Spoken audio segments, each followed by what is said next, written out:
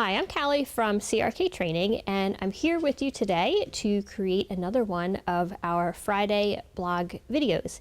And today I wanted to answer a question that came in from one of my readers, and I think this is a very common question that I get, and I think it's one that is going to help a lot of you out there as well. So this question came in from Hilde, and she asks, one of my horses has little confidence. He gets anxious easily and spooks a lot.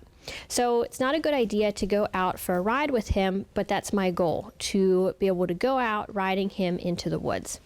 So the reason I wanted to, again, answer this question for Hilde is I think this is such a common problem. There's so many horses that are either spooky or that have high anxiety, and it can be for a variety of reasons. So sometimes horses have had bad experiences, and that makes them more high fear or more easily spooked or more easily triggered by things that they have connected in their brain to bad experiences in the past.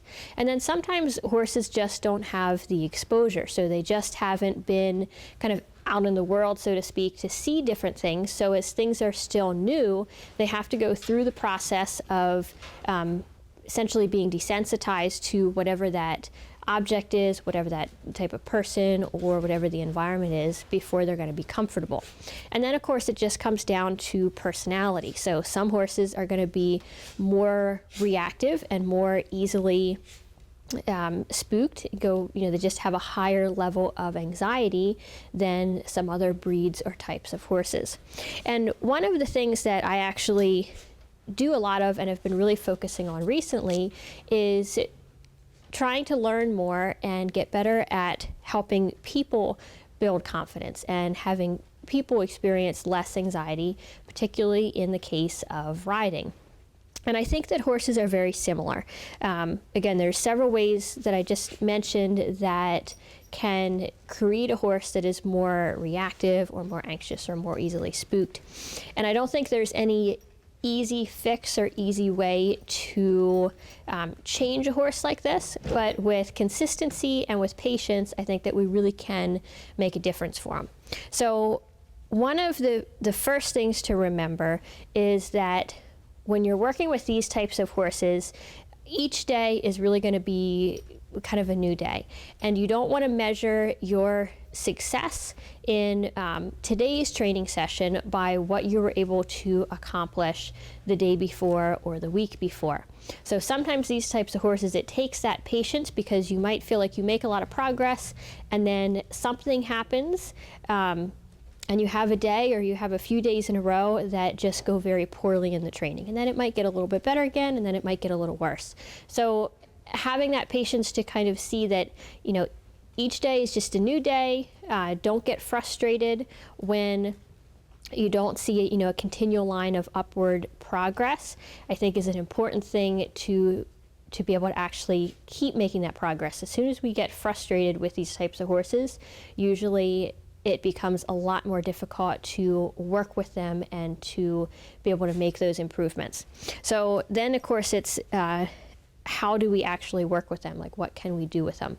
And I think that honestly, the more time that we give these horses and the more exposure and the more good history, so just more times that they are with us or that they're in training and riding situations, that they have good experiences and that they're able to feel good doing it, can help in the long run. So again, it's not an easy quick fix, but the more time, the more exposure, and the more good history that we can create, the more it's going to help these horses improve. So to give you a more specific example of what I mean by this is, start off in kind of a low distraction, easy environment to work with. Once the horse is calm there, then you can start slowly adding in distractions. Maybe that is moving your training area slightly.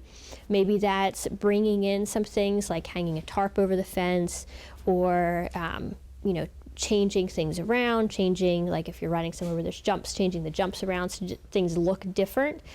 Just slowly increasing the amount of distraction that's in the environment.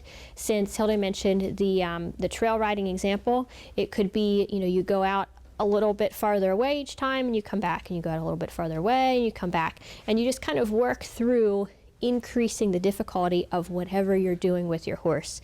If it's getting used to traffic, it might be taking the horse somewhere where you can kind of control the environment, and you have a friend drive a car, and you have the friend drive back and forth at a distance, and then drive closer, and then maybe put something on the car that's going to create a little bit more noise and more of a distraction, or take the car by faster, of course in a safe environment, but just slowly looking for ways to increase the level of exposure, the level of difficulty and distraction that's in that environment for the horse, so that they can build their confidence, they can build their trust in you, and you can continue to create those good experiences for them.